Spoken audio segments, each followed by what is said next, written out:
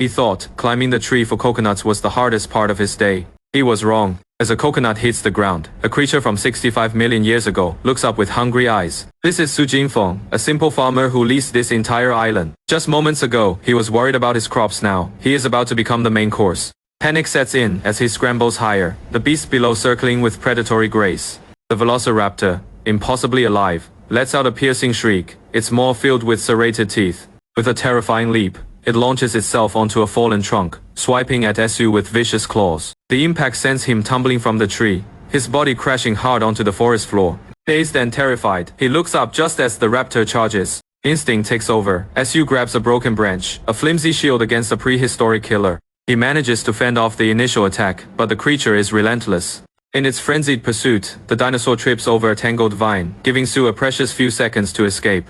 He flees into the dense jungle, the thunderous footsteps of the beast echoing behind him. Days later, a shaken Su Jinfeng arrives at the docks, seeking out his old friend, Dahai. Dahai, a fisherman who owes his livelihood to the island, welcomes him warmly, oblivious to the terror his friend has endured. Over tea, Dahai admires Su's apparent success, joking about the growing number of fishing boats. But he senses something is wrong. Su is distracted, haunted. He gently probes, asking Su if he's seen anything strange on the island, anything peculiar. Dahai laughs it off, saying the island is so desolate, he rarely even sees another person. Unable to contain it any longer, Su blurts out the unbelievable truth. 这岛上有巨兽，恐龙。 Dahai is stunned, then bursts into laughter, thinking it is an elaborate joke. But Su is dead serious. He shows his friend the cuts and bruises, recounting his near-death experience. He insists, if he hadn't run for his life, he would have ended up as dinosaur droppings. Seeing Su's genuine fear, Dahai's amusement fades. He suggests calling the police. Su dismisses the idea, convinced they'd lock him up as a lunatic. Then, Dahai has a brilliant idea. If the police won't believe them, the media will. A story this sensational is exactly what journalists crave. He hands Su a newspaper with a contact number, urging him to make the call. Meanwhile, at a bustling news agency, ambitious journalist Lin Pilun receives the tip. Live dinosaurs on a remote island. She immediately sees the headline, the fame, the awards. She quickly gets approval from her editor and calls over her young assistant, Huang Minghui. Minghui is incredulous. Extinct dinosaurs. He thinks it is a prank. But Lin is driven by a singular vision, the Pulitzer Prize. She tells him this is their shot at journalistic immortality, a risk worth taking. Minghui nervously asks if it will be just the two of them. Lin reassures him they'll be accompanied by 3 biology experts. Still, he is terrified. What can 5 people do against a real dinosaur? Lin lectures him on journalistic courage and the spirit of adventure, reminding him they're there to investigate, not hunt. And if things go wrong, they'll just run. Plus, a backup team is on standby. Sensing his hesitation, she dangles the opportunity in front of others. It works. Faced with losing the chance of a lifetime, Minghui immediately agrees, rushing off to pack his bags.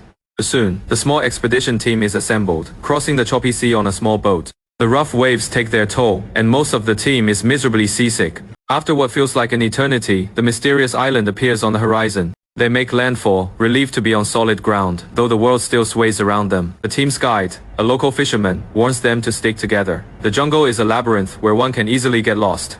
They venture into the primordial forest, a world of lush, untouched wilderness. Dahai muses that it is the perfect setting for a dinosaur to appear. The lead scientist, Sunday Jailai, remains pragmatic. Speculation is useless without evidence. As the group moves deeper, the tension between the journalists and scientists becomes palpable. Lin Pilun instructs Minghui to record everything, emphasizing the need for a journalist to be observant. The scientists stop to take readings, noting something unusual about the environment. The guide, confused by the 2 factions, asks who is in charge. Minghui proudly declares that Lin is the leader, and the scientists are merely there to assist their investigation. As night falls, the exhausted team is forced to make camp in the oppressive darkness of the jungle. Gathered around a crackling fire, Dahai suddenly grows quiet, staring into the woods. He claims to hear a sound, unnerving the others with his sudden paranoia. The group's fragile peace is shattered when the scientist Wu Xinmei suddenly screams. She's been stung by a venomous scorpion. Chaos erupts as the team rushes to her aid. The scientists, led by Sunday Jalai, work quickly, applying an antivenom from their first aid kit. Her life is saved, but the incident is a stark reminder of the island's dangers. Later that night, as Lin rests, she is haunted by a vivid nightmare. In her dream, a tiny dinosaur appears, which she finds curiously cute, but its mother is not far behind. A full-size raptor emerges from the shadows, its screech echoing through the jungle. The dream team fights back, managing to trap the baby dinosaur, only enraging its parent further. A terrifying chase ensues. One of their own, Huang Minghui, is tackled by the beast. A larger, more fearsome dinosaur joins the hunt, and the team scatters in pure terror. In the dream, they are cornered on a cliff by the sea. Suddenly, a monstrous pterosaur descends from the sky, snatching them up. Lin jolts awake back at the campfire, her heart pounding. It was all a dream. Shaken but recovered from the scorpion sting, the team packs up and presses on. Finally, they arrive at Su Jinfeng's humble settlement. The introductions are made. The weary eyewitness, the eager journalists, and the skeptical scientists. Su recounts his story, but his description of the dinosaur, identical to those in movies, raises red flags for the scientists. Sunday JLI points out that real dinosaurs likely had feathers, a stark contrast to Su's scaly monster. Feeling disbelieved and exasperated, Su leads them to the spot of the attack. There, in the soft earth, is a massive, three-toed footprint.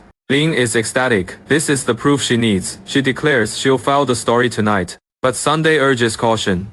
A single footprint, he argues, is not conclusive evidence of a dinosaur. The two clash again, their methodologies worlds apart. She sees a story, he sees a scientific anomaly that needs verification. He explains that his team is focused on the ecosystem, the air, the soil, things that could support such a creature. Lin scoffs, calling his approach a waste of time when the evidence is right in front of them. That night, the debate continues. Sunday tries to convince Lin to hold her story, explaining the scientific consensus on dinosaurs. He shows her image of a feathered dinosaur, explaining its close genetic link to modern chickens. The journalists laugh, mocking the idea of a dinosaur, chicken. Sunday then shows a video of a basilisk lizard, a creature that can run on two legs, proposing it as a possible explanation. He suggests the island's potentially high oxygen levels could explain a giant version of such an animal.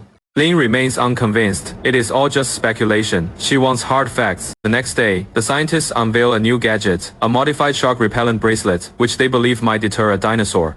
Their reasoning, it has been tested on chickens, which share DNA with dinosaurs. The others find this hilarious. But the scientists are serious, explaining the advanced genetic research that links them. They reveal Sunday Jala is part of an international project, aiming to reverse engineer a dinosaur from chicken DNA.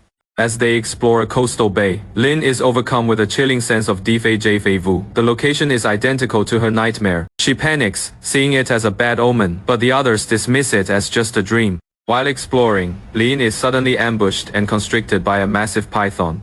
The team heroically fights off the snake with knives and fire, saving her life for a second time. Shaken, Sunday Jedi decides the expedition is too dangerous. With no new evidence, he calls for a retreat. Lin refuses. She came for a story and will not leave empty-handed.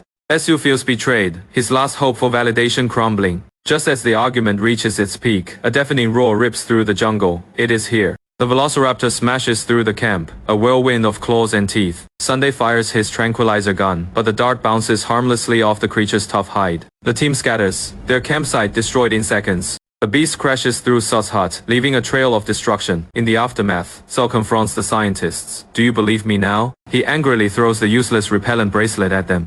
Lin, vindicated and triumphant, gloats. Her journalistic instincts were right all along. She launches into a self-congratulatory speech about her superior intuition and professional standards. Sunday cuts her off, dryly warning that the dinosaur might return with friends to hear her victory speech. Defeated, Sunday still harbors doubts. He questions how they all managed to escape a perfect predator. He points out a crucial flaw.